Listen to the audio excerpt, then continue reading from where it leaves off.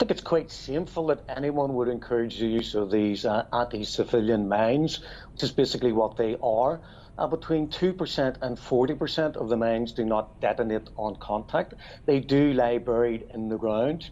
It then becomes like an intergenerational conflict because it's the children of the people who are involved in the conflict now who will suffer on both sides with the use of cluster munitions.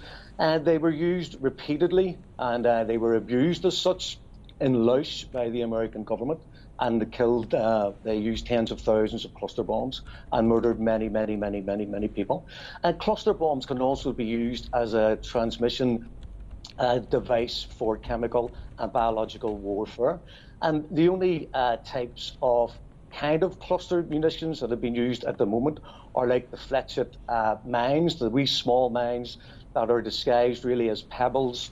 They can be mistaken for stones on the ground, and people in Donetsk have already lost limbs, and several have lost lives actually walking across fields or in town centres or public parks where they cannot see these small miniature landmines, and they have such a devastating effect. So no wonder 2/3 of NATO ban the use of cluster bombs. And, you know, it's a terrible thing that anyone would encourage their use and try to defend their use and try to say that they will just be used on military targets when Ukraine already stands accused of war crimes, of bombing civilian areas in Donetsk city.